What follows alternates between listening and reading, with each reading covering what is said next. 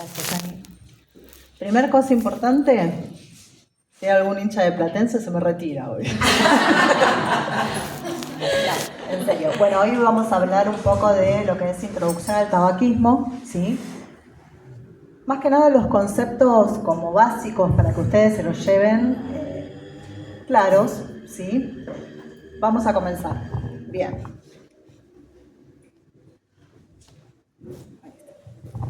¿Qué es el tabaquismo?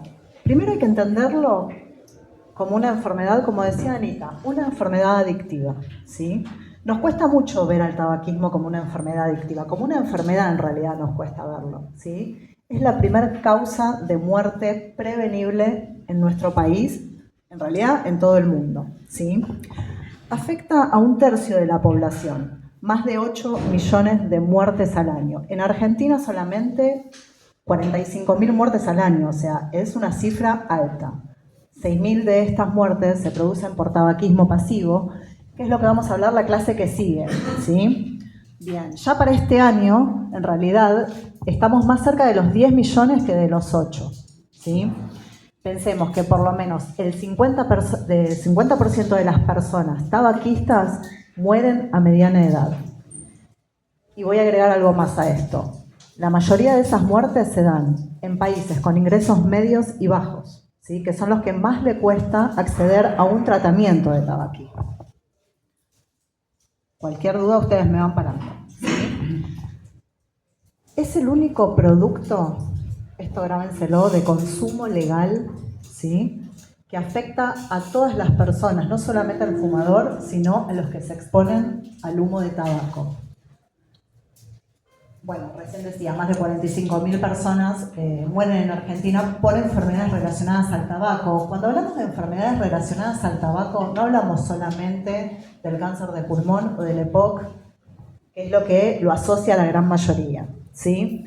Enfermedades cancerígenas como cáncer de riñón en mujeres, mayor riesgo a cáncer de mama y cáncer de útero, ¿sí? Reduce la fertilidad en ambos fumadores, no solamente en la mujer. Mata más de 125 fumadores por día. Entre el 20 y el 30% aumenta el riesgo de padecer cáncer de pulmón, enfermedades coronarias y también enfermedades cardiovasculares. Bueno, estos son algunos gráficos de todos estos datos que yo venía dando, ¿no? 1 de cada 5 personas mayores de 18 años fuma. El número creció mucho en pandemia, ¿sí? Si de bien después hubo como una meseta, la realidad es que aumentó el consumo de casi todas las sustancias, ¿sí? Bueno, acá, más datos. Enfermedades cardíacas, enfermedad pulmonar obstructiva crónica. No solamente esto, ¿no? También aclarar que genera muchas enfermedades que causan discapacidad, ¿sí? Ustedes saben que un EPOC avanzado, mochila de oxígeno, es una enfermedad totalmente que condiciona al paciente, ¿sí? Bueno, cáncer de pulmón, que era lo que hablábamos, otro tipo de cánceres, bueno, tabaquismo pasivo. Miren, este dato es, sí, del 2020, 5.144. En realidad, alrededor de 6.000 muertes por tabaquismo pasivo hay en nuestro país. Que eso es algo que hace algunos años se desconocía un poco, ¿no? Bueno, acá está como el ranking de las enfermedades. Obviamente que en primer lugar está el EPOC, ¿sí? Todo lo que es relacionado a enfermedades respiratorias. Acá lo importante es que el 14% de las muertes en el país se atribuyen al consumo de tabaco. Al consumo y al tabaquismo pasivo, ¿no? Bien. Como decía recién, el tabaquismo es un grave problema de salud pública, ¿sí? No solamente a nivel internacional, sino también a nivel nacional. Esto repercute a nivel sanitario, a nivel económico, ¿sí? A nivel cultural, a nivel social. Tiene un impacto muy, muy grande. Involucra a la salud. Es lo que decía recién, el único producto de consumo legal que puede dañar a todos los que se exponen a él. Cuando hablamos de pérdidas económicas, ¿a qué nos referimos? Primero, uno de los, ¿cómo les puedo decir? A ver, de lo que más le gusta decir a las tabacaleras, a la industria tabacalera, uno de sus relatos, digamos, es que en realidad supuestamente genera muchas fuentes de trabajo e ingresos, ¿sí? en economías regionales o locales. En realidad es más la pérdida económica que produce en gastos de salud, en gastos de atención, en gastos de internación, en tratamiento. Se supone que un 10%, ¿sí?, de los ingresos de una persona tabaquista se destinan directamente al consumo de tabaco, ¿sí? Si destinamos un 10% de este ingreso a eso es porque le estamos sacando otras cosas. Educación, alimentación, recreación, ¿sí? Imagínense en los sectores más bajos, en los más vulnerables. Bueno, esto que decía, genera pérdidas económicas al aumentar los gastos producidos por enfermedades relacionadas al tabaco. A nivel cultural y social también impacta, involucra aspectos sociales o ambientales del individuo, como por ejemplo el acceso y la disponibilidad de los productos de tabaco. Cuando hablamos de acceso y disponibilidad de los productos de tabaco, no nos referimos solamente al cigarrillo común, al industrial que ustedes fuman, quizás muchos de ustedes, sino también a los dispositivos de consumo de tabaco, los dispositivos electrónicos, que hoy los vamos a nombrar un poquito, pero más que nada para que lo sepan, ¿sí? Bien. Sigamos. Nuevos productos emergentes. Esto es lo que yo le decía recién. Existen como dos tipos de productos, o tres si se quieren, ¿sí? Los productos de tabaco calentado. ¿Qué es esto? Es un calentador de tabaco de baja o alta temperatura, más o menos entre los 300 y 600 grados. El tabaco viene en forma de cigarrillo, seguramente lo deben haber visto bastante, y se le colocan aromatizadores, ¿sí? Varios estudios demostraron que se encuentran las mismas sustancias tóxicas que en el cigarrillo. Incluso el otro día, ¿cuándo fue? El jueves, la doctora Rossetti, que dio una charla sobre esto, decía que eran mayores concentraciones en algunas de esas sustancias, ¿no es cierto? Que no aparecían en los cigarrillos comunes, aparecían otras sustancias. Por otro lado, existen, bueno, lo que es el cigarrillo electrónico o los sistemas electrónicos de administración de nicotina. Hay algunos que se le ponen nicotina y otros que no. Y ojo con esto porque suele ser una hay como un mito con respecto al cigarrillo electrónico, a los vapeadores, que es como una alternativa a dejar de fumar. Y en realidad esto grábenselo, no es ningún tipo de alternativa a pasarse de cigarrillos comunes a vapeadores, cigarrillos electrónicos o producto de tabaco calentado, ¿sí? ¿Por qué? Se les pone nicotina. Se puede elegir no ponerle nicotina a algunos, ¿sí? La nicotina, lo vamos a ver un poquito más adelante en otras diapositivas, es justo la sustancia más adictiva que tiene el cigarrillo. Pero existen muchos aromatizadores, ¿sí?, que son sustancias que son tóxicas. En nuestro país, si bien, no me acuerdo de qué año es la legislación, pero ANMAT lo tiene prohibido, ¿sí? 2011, ¿no? Más o menos. Obviamente que sabemos que se consiguen por todos lados, se venden por Mercado Libre, es de muy fácil acceso. Algunos productos son muy caros, otros no tanto. O sea, sigue siendo un producto accesible al bolsillo, ¿sí? Bien. Bueno, miren qué lindos que son. Acá hay de todo tipo, cigarrillo electrónico, calentadores. A ver, son productos muy atrayentes, ¿sí? Justamente porque la industria tabacalera, ¿qué es lo que quiere lograr con respecto a esto? Que empiece el consumo en la gente más joven, ¿sí? Ha aumentado muchísimo, ustedes seguramente sabrán o si no lo saben quizás lo suponen. Uno generalmente con la gente más joven, los adolescentes, no ven que haya aumentado, como era en nuestra época quizás, el consumo de cigarrillos industriales, los cigarrillos comunes.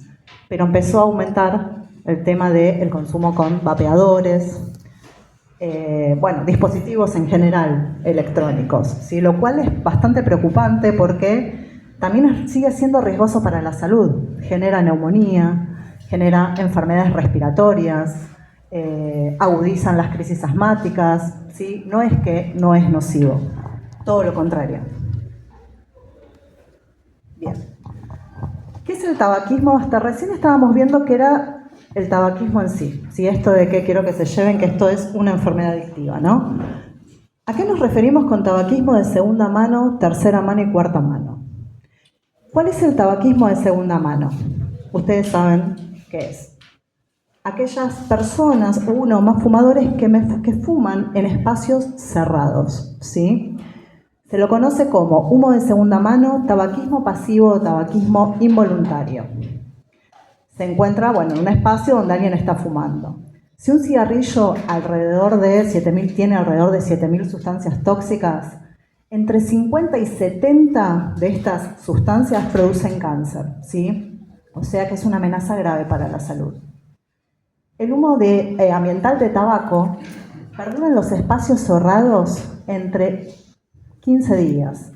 Y acá hay una aclaración porque nos pasa mucho en el consultorio que lo primero que me dicen es, bueno, no, pero yo fumo cuando no hay nadie, abro la ventana, prendo el ventilador, ventilo toda la habitación. A ver, tardan más de 15 días en sacar ciertas sustancias que quedan en el ambiente. Y ahora vamos a ver el tabaquismo de tercera mano, que es quizás uno de los que menos se habla, ¿no? Nosotros le decimos el humo que no es humo, que está compuesto por agentes contaminantes del humo de tabaco. Es una mezcla de gases, de ciertas sustancias que permanecen adheridas en la ropa, en el pelo, en las cortinas, ¿sí? Muchas veces no las sentimos, no podemos olerlas, pero están presentes, ¿sí? Estas sustancias incluyen metales pesados, sustancias que producen cáncer, ¿sí? Pensemos esto, ¿no? Uno fuma quizás un solo cigarrillo, uno a veces hasta tarda alrededor de 2 meses, ¿sí? En que se vayan las sustancias que quedan adheridas a, por ejemplo, telas, cortinas, tapizados de los autos, ¿sí? Capaz uno no las siente, no las huele, pero están, y uno las manipula permanentemente. Sobre todo, bueno, los más perjudicados son los chicos, ¿no? Que son los que gatean, caminan, tocan, y este tipo de cosas. Así que ojo, porque hay algo que uno nunca hace. Una de las cosas que siempre nos aclaran nuestros pacientes, ¿no? Cuando tienen hijos pequeños o tienen nietos, es que no fuman delante de ellos. Y la realidad es que pueden no fumar delante de ellos, pero después uno a los nenes los agarra, los tiene a upa, juega, y parece que no, pero esos niños manipulan esas sustancias. Entonces, generalmente nadie fuma y entra y se cambia de ropa y se pone a jugar, o se da un baño para sacarse todo eso que queda adherido. Parece que no, pero es riesgoso también para la salud de los niños. Tabaquismo de cuarta mano, perdón. Esta, bueno, va a ser una clase que va a dar la doctora Rossetti, la va a dar en profundidad, pero hace referencia al impacto ambiental y a los riesgos de la salud de las colillas de los cigarrillos. Alrededor de 10 años tardan en degradarse las colillas, ¿sí? Es la principal fuente de basura en las ciudades y en los espacios naturales. Ni hablemos de que causan incendios forestales, ¿sí? Muchas veces uno ve la tele y no saben cómo empezó ese incendio que quizás arrasó con todo, y a veces es por una colilla de cigarrillo mal apagada, ¿sí? Los filtros de las colillas acumulan gran parte de los componentes tóxicos del tabaco. Y al entrar en contacto con el agua de los mares y ríos puede impactar negativamente sobre la cadena alimentaria. Pensemos esto, uno va fumando en la calle, ¿sí? Apaga el cigarrillo. Son pocos los que, la mayoría apaga, tira. Eso después se va por las alcantarillas, entra en contacto con el agua, produce una gran contaminación ambiental. El daño que produce en el medio ambiente. Alrededor de 200 hectáreas anuales, ¿no? Se deforestan por esto, ¿sí? Que es muchísimo. Piensen también en la deforestación de las tierras para el cultivo, en que se usa gran cantidad de madera para el curado de la hoja de tabaco. O sea, el impacto es muy grande a nivel ambiental también. Bien. Tabaquismo, como les decía antes, es una enfermedad, ¿sí? Una enfermedad adictiva, crónica y recurrente. Esta enfermedad crónica genera dependencia, una triple dependencia que ahora vamos a explicar bien cada una. Dependencia química, o sea, la física, la dependencia psicológica y la social. Yo acá también agregaría la dependencia gestual, que ahora se las voy a explicar. Afecta a niños, jóvenes y adultos y ancianos de ambos sexos. Lo que les decía, a todos los que entran en contacto, no solamente los fumadores afecta. Cuando hablamos de dependencia química hay un concepto que quiero que tengan en cuenta, que es el potencial de abuso que tiene cualquier sustancia, ¿sí? El potencial de abuso es eso, es la capacidad que tiene no solamente la nicotina, sino cualquier sustancia de generar una adicción. En el caso de la nicotina, el potencial de abuso es muy alto, ¿sí? Imaginen esto, uno enciende un cigarrillo, con una sola pitada en menos de 8 segundos llega al cerebro y desencadena todo un circuito químico. O sea, se estimula el receptor y ese receptor desencadena todo un circuito químico, ¿sí? Es más veloz que una droga administrada por vía endovenosa. Y voy a agregar algo más también acá. La nicotina, que es justamente la sustancia que genera la adicción en el cigarrillo. A ver, estamos hablando de la que genera adicción. Después tenemos más de 50 que generan cáncer y otro tipo de enfermedades.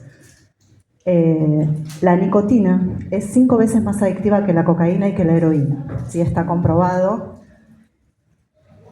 Heroína mucho en el país no hay consumo, pero sí cocaína. Nos pasa permanentemente cuando hay consumo de otras sustancias que nos han dicho cientos de veces que les fue más fácil recuperarse de un consumo de nicotina, de un consumo problemático de cocaína que de nicotina, justamente por su potencial de abuso y por lo rápido que actúa.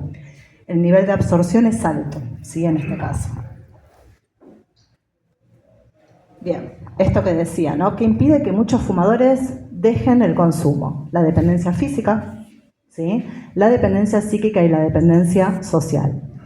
Dependencia física o química. Esto que yo decía recién, ¿no? Uno enciende un cigarrillo. En menos de 8 segundos llega al cerebro. Desencadena todo estimula el receptor y desencadena todo un circuito químico, o sea, estimula el sistema nervioso central, ¿no? Cuando uno deja de fumar, ¿sí? Y hablemos de dejar de fumar ahora sin tratamiento, porque es diferente hacerlo con tratamiento sin tratamiento. Cuando uno deja solo, es cuando aparece esa sintomatología de abstinencia, que es bastante desagradable, ¿sí? Irritabilidad, cambios en el estado de ánimo, ansiedad, aumento de apetito, problemas en el estado del sueño, ¿sí? Todo eso exacerbado por el consumo, por la falta, digamos, de nicotina. Bien. Dependencia psicológica. Como en toda adicción, siempre aparece el componente psicológico. Es el vínculo, es la relación que uno establece con esa sustancia, ¿sí? Cualquiera sea. Esto es para cualquiera de las sustancias, pero también la nicotina, ¿sí? Pensemos esto, ¿no? Uno cuando fuma le atribuye un montón de cosas al cigarrillo, que resuelve estados desagradables como la ansiedad, el nerviosismo, el estrés, pero también estados agradables, ¿no? Como el placer o las situaciones sociales. No siempre es que uno fuma para calmar esa ansiedad. Por eso decimos que la nicotina acá es la que regula el humor y el placer, ¿sí? Por eso cuando eso falta, uno se siente tan mal muchas veces. Aparte de que muchas veces uno le atribuye como una carga afectiva, ¿no? El cigarrillo. Muchas veces nosotros escuchamos en el consultorio que el clásico es, bueno, pero es mi compañero, es mi sostén. Cuando estoy nervioso fumo, cuando estoy estresado fumo. ¿Y cómo voy a hacer ante estas situaciones o ante este momento que estoy pasando para hacerlo sin el cigarrillo? ¿Sí? Dependencia social. Bueno, esto que hablaba recién también en unas diapositivas atrás. Los factores sociales también contribuyen al inicio y al mantenimiento del consumo de tabaco. Aspectos sociales o ambientales del individuo, como por ejemplo el acceso, la disponibilidad de los productos, las restricciones de fumar o los ambientes libres de humo, el costo de los cigarrillos, el que sea una droga socialmente aceptada, que muchas veces juega en contra, ¿no? No es lo mismo con otras sustancias.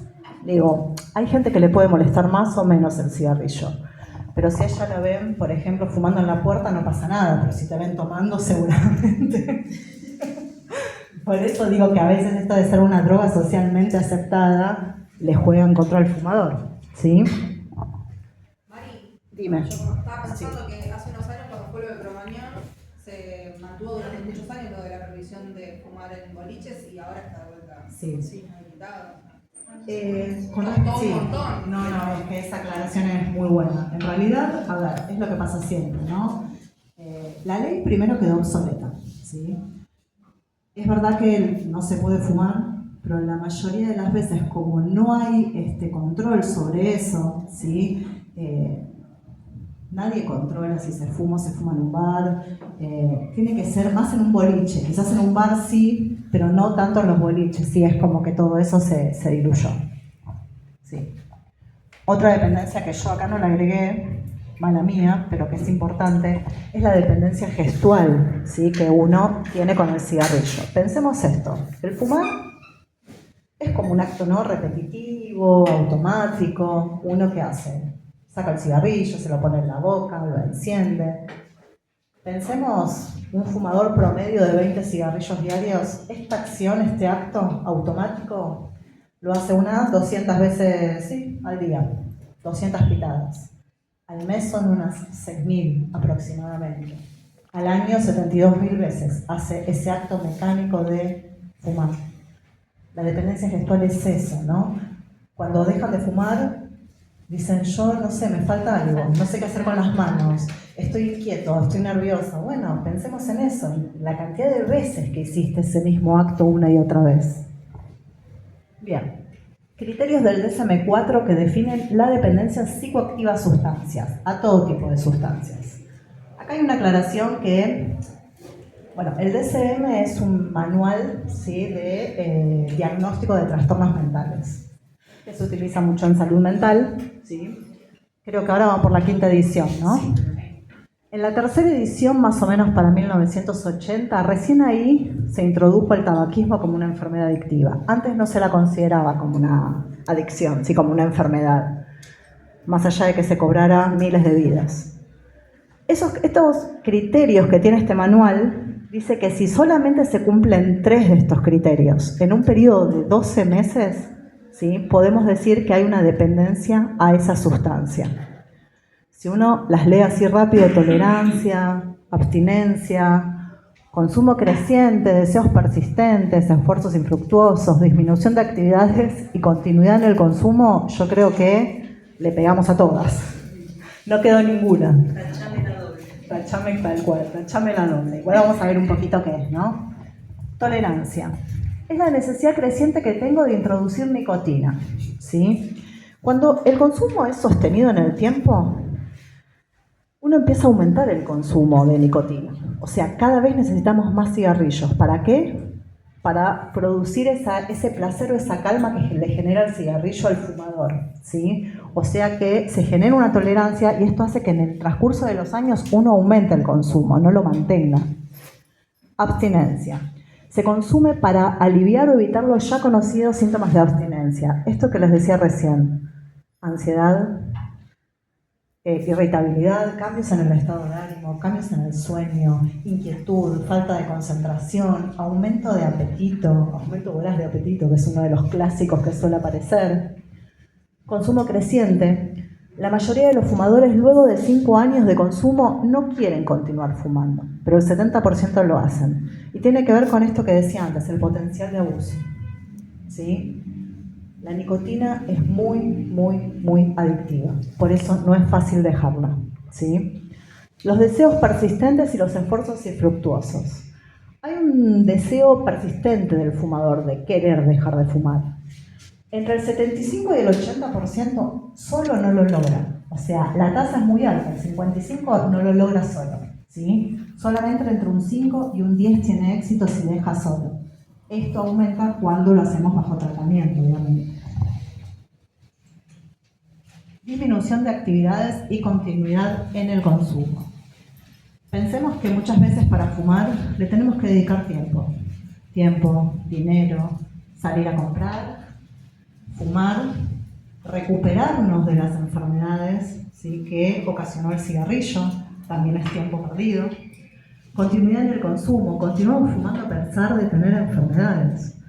Esto lo vemos todo el tiempo nosotras, o sea, vienen a dejar de fumar y dicen, yo no puedo, aunque ya tienen EPOC. Bueno, hemos tenido casos extremos de que vienen con la mochila de oxígeno, pero a veces vienen con diagnósticos totalmente desfavorables y no pueden pensar en dejar de fumar, ¿sí?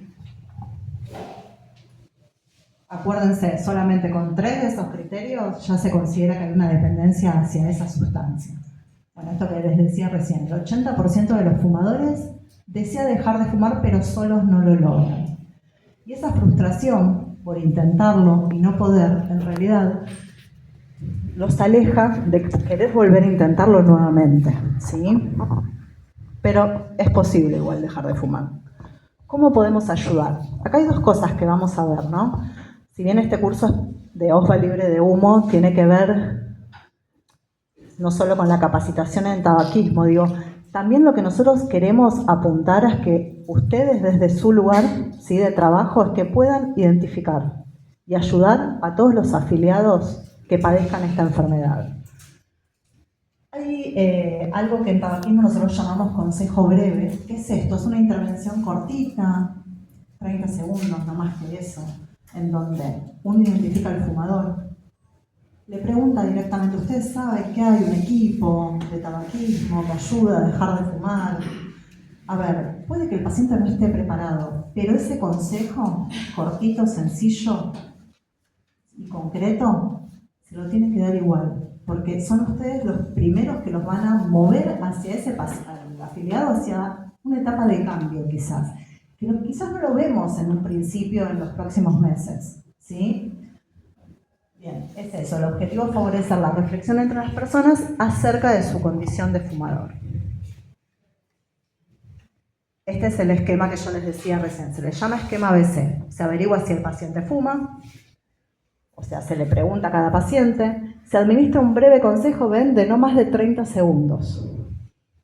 Pueden dar el consejo, muchas veces uno lo relaciona con las enfermedades que tienen en curso esa persona, ¿no? Decir, bueno, ¿cómo impacta en tu salud si sos hipertenso y estás fumando? ¿Cómo impacta en tu salud si sos diabético y estás fumando? Administramos intervenciones de cesación tabáquica. Bueno, esto ya es más nuestro trabajo. Ustedes lo que hacen es orientar y derivar, ¿sí? Una vez que el paciente ha sido identificado, se da el consejo breve. En este caso se derivaría a un profesional de salud que trabaje específicamente con tabaquismo. Sabemos que no en todas las instituciones, creo que en la gran mayoría no sucede, no hay equipos de tabaquismo, ¿sí? Generalmente suelen ser o algún médico clínico o algún neumonólogo que trabajan sobre esto, ¿sí? Bien. Modelo de las 5A. ¿Qué es esto? Es una estrategia en realidad de consejería breve, como la de recién, ¿sí? Pero esto es ya más para el consultorio, más para profesionales. ¿Qué es lo primero que hacemos? Averiguamos si el paciente fuma o no, ¿sí? Siempre en toda consulta con cualquier profesional de la salud hay que averiguar si fuma o no. No importa que la persona no les haya planteado dejar de fumar, pero esto hay que averiguarlo y hay que identificarlo. Se aconseja a los fumadores para que dejen de fumar. Se da un breve consejo sobre eso, ¿no? El impacto en su salud, sobre los riesgos, sobre los beneficios que implicaría dejar de fumar. Bueno, apreciación. Si el paciente está preparado para intentar dejar de fumar, vamos a evaluar, analizar la predisposición que tiene cada paciente para dejar de fumar, ¿sí? Y se va a trabajar sobre eso. Cuando dice ayudar durante el intento, acá se elabora un plan, ¿sí?, de cesación, para que ese paciente que sí quiere dejar de fumar pueda lograrlo. Y se acuerda un seguimiento, ¿sí? Ahora yo en apreciar, ayudar y recordar los voy a llevar a nuestro tratamiento como para que lo entiendan. Bien. Acá hay algo que es fundamental para nosotros, es la motivación que tiene cada paciente para dejar de fumar, ¿sí? Supongamos que vienen a la consulta. Lo primero que vamos a hacer nosotras es evaluar esa motivación. No todos los pacientes que llegan al consultorio o llegan al equipo están motivados para dejar de fumar, ¿sí? Muchas veces nos traen problemas de salud específicos o pedidos de familiares que no, mira, quiero que me dieron el ultimátum, tengo que dejar de fumar. Cuando uno en realidad indaga un poquito, esa persona no quiere dejar de fumar. Obviamente que nuestro trabajo es trabajar sobre esa motivación, pero también respetar los tiempos de cada paciente, ¿sí? Existe una etapa de precontemplación. Acá, ¿qué quiere decir esto de la etapa de precontemplación? Primero, antes de que te van a decir qué es esto del modelo de Prochaska y Cronondi, es un modelo transteórico que se llama modelo transteórico del cambio. Lo que se quiere lograr es que el paciente deje de fumar, ¿sí? Y vaya pasando por un estadio hacia un cambio saludable. Existe una etapa de precontemplación, que era lo que yo les decía recién, ¿no? De pacientes que no están preparados. ¿Por qué? Porque no ven, primero que no ven el cambio, porque no consideran que tengan una adicción, ¿sí? Es muy difícil entonces sacarlos de eso, porque si consideran que no tienen una adicción, que van a... Es el típico que te dice, yo dejo cuando quiero. Pero ese cuando quiero, pasan los años y nunca sucede. O sea que no es tanto cuando yo quiero dejo de fumar, ¿sí? Es lo que les decía recién, el típico paciente que nos trae un familiar, el pedido de un familiar. Aunque no lo crean, tenemos muchísimos de esos pacientes. O que lo deriva el médico. O que lo deriva el médico. Tocan la puerta y dicen, me mandaron pero no sé para qué. Es increíble, pero sí. Etapa de contemplación. Acá el paciente sí quiere lograr un cambio, pero se muestra como un poco ambivalente, como quiero, no quiero, sé que me conviene porque nada, ya tengo hipertensión, ya tengo esto, porque es riesgoso que siga fumando, pero no sé si puedo. Bueno, ahí también es trabajo nuestro trabajar sobre ese estado de ambivalencia que tienen, ¿sí? Pero acá lo importante es que ya ven que necesitan hacer un cambio. Quizás no son pacientes que le vayan a dejar de fumar dentro del próximo mes, ¿sí? Pero dentro de los próximos 6 meses, quizás sí se pueda plantear un intento de dejar de fumar. Etapa de preparación. Bueno, acá el paciente sí realmente quiere hacer un cambio, por el motivo que sea, por salud, porque está harto del cigarrillo. Y ahí es cuando nosotros empezamos a preparar a ese paciente, ¿sí? A través de un abordaje más cognitivo-conductual, de ejercicios más conductuales, nos vamos preparando para que puedan fijar una fecha para dejar de fumar. En esta etapa de preparación es cuando muchas veces se define el tratamiento farmacológico o cualquiera de las 2 médicas del equipo, o sea, que vamos a utilizar para dejar de fumar. Viene la etapa de acción. En la etapa de preparación uno fija una fecha, ¿sí? Va trabajando semanas previas sobre esa fecha. Ya en la etapa de acción es cuando ya dejan de fumar en sí, ¿sí? En esta etapa de acción vamos a evaluar permanentemente la abstinencia, vamos a evaluar las situaciones de riesgo que tiene cada paciente y cuál es su potencialidad para resolver estas situaciones de riesgo, ¿no? Y la etapa de mantenimiento, o sea, la etapa de que pueda sostenerse sin fumar. Van a ver ahí lo último que dice recaída. Bueno, yo sé que es algo que ningún fumador quiere, pero la realidad es que también es una etapa. Es una etapa más dentro de este proceso de cambio, ¿sí? La recaída es una etapa dentro del proceso de recuperación. Hay gente que lo logra en el primer intento, ¿sí? Muchos no, ¿sí? Quizás lo logran en el segundo o en el tercer intento. Acá lo importante es 2 cosas. Primero, el paciente tiene un rol activo en su recuperación y eso es fundamental. Segundo, que en esta etapa de recaída se produce un aprendizaje, ¿sí? Si bien se vuelve a etapas posteriores, quizás volvemos a la etapa de preparación o de acción, nunca es lo mismo, ¿sí? ¿Por qué? Porque aprendió de esa situación puntual que fue su recaída.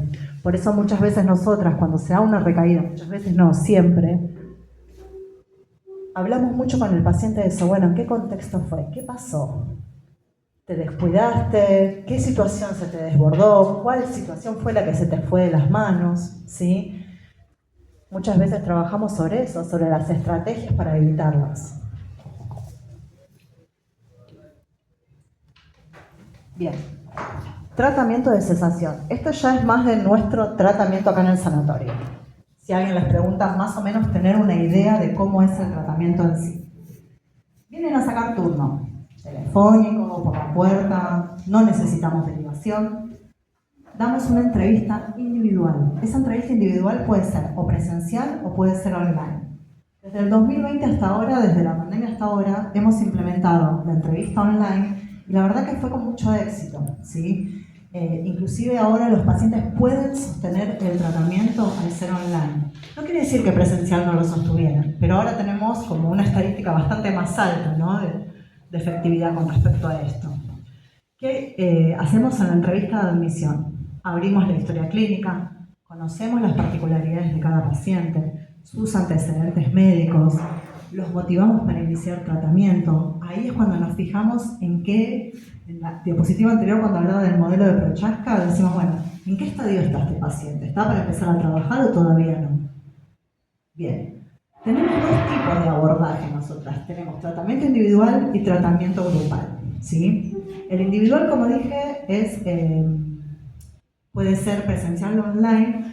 El tratamiento grupal, por lo de cesación, que son 5 encuentros programados, ¿sí? De una vez por semana cada uno, tratamos de que sea presencial, por lo general. Hemos hecho las dos cosas, un híbrido, pero la realidad es que el tratamiento grupal generalmente nos funciona mejor presencial, ¿sí? Y van a ver las etapas que yo di anteriormente en la otra diapositiva. Etapa de preparación, esto de que empieza con el primer encuentro, finaliza con el día D. El día D es el día para dejar de fumar.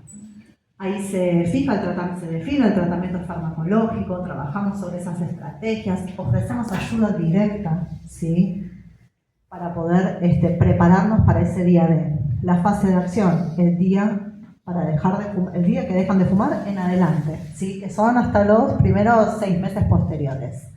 O sea que acá concretamos todo lo que trabajamos el primer mes, ¿sí?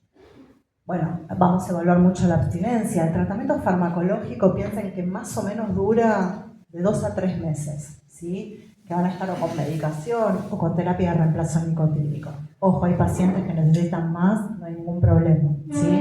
Es un periodo de tiempo determinado. Bueno, ahí las médicas están atrás de ustedes permanentemente haciendo ajustes o cosas con respecto a la medicación.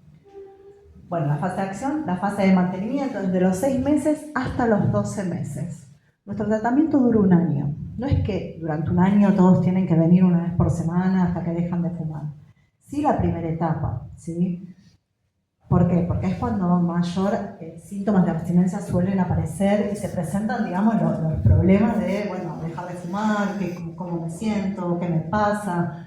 Una vez que ya están bien, ahí empezamos a espaciar las consultas, cada 2 semanas, cada 3 semanas, hasta controles anuales de 1 vez por mes, hasta completar el año. Y luego viene el alta del tratamiento. Acá yo no lo puse, mala mía también. Tenemos tratamientos grupales de mantenimiento, o sea, para exfumadores, que muchas veces hay pacientes que tienen más de 1 año sin fumar. ¿Cuál es la diferencia entre lo individual y lo grupal?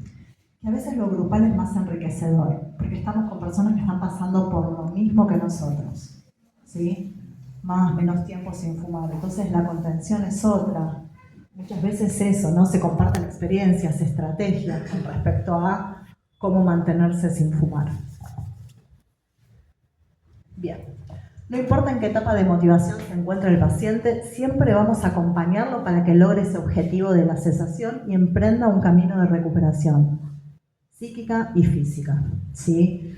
Ya sea que esté, como dije antes, en etapa precontemplativa, siempre le dejamos en las consultas el espacio abierto, porque quizás no están preparados en ese momento. Pero después, dentro de 4, 5, 6 meses o 1 año, dicen, no, pero creo que llegó el momento. Entonces, ahí establecemos ya un contacto desde la admisión, desde el día 1, ¿sí? Bien. ¿Alguna duda, alguna pregunta que quieran hacernos? ¿Fuman muchos acá? No es para condenarlos, pero pero digo, que fuman. ¿Te sentiste identificada con todo esto que decimos de dependencia física? Todo, absolutamente todo. Fui a pedir ayuda, después como vi que no lo podía lograr, no fui más, error, tendría que haber vuelto, porque tenía algo más para acudir. La primera vez, bueno, charlamos mucho con la licenciada, acudimos a los parches. Al principio parecía que sí, después no, y yo tengo el automático, que es el de la mañana y el de la noche, que no lo puedo evitar. Levantarme y antes del mate necesito encender el cigarrillo. Bueno, igual con el primero de la mañana, más que automático, a veces hay una necesidad química muy grande, ¿sí? También, sí. A veces uno lo asocia a lo automático porque siempre lo hace con el primer cigarrillo de la misma manera, pero en realidad es que la dependencia química puede que sea alta. Sí, tal cual. Igual hay algo que quiero como que se queden en claro eso, ¿no? respetamos mucho el tiempo de cada paciente, ¿sí? Hiciste el primer intento, quizás no era el momento, pero hoy estás acá, entonces sabes que en algún momento, exactamente, va a llegar el momento en que uno puede volver y hacerlo. A veces necesitamos pasar por todo ese proceso, ¿sí? Y por el motivo que sea, como dije antes, se evaluará con cada profesional por qué no fue el momento, pero no quiere decir que no sea más adelante. ¿Sí? Porque es esto, es una enfermedad adictiva, eso grábenselo en la cabeza, no es que tienen mala voluntad o es un vicio, como te dicen la mayoría, no, es muy difícil dejar de fumar, es muy difícil hacerse cargo de lo que pasa con el cigarrillo, sea el cigarrillo, sea cualquier otra sustancia, ¿no? Digo, no es tan fácil, no desmerezco el laburo de otros, pero digo, no es tomar la medicación y nada más, es mucho más que eso. No, porque la dependencia en realidad es psicológica, es la más grande, es la más difícil de trabajar en el consultorio. Bueno, bien. Vamos a dar un aplauso.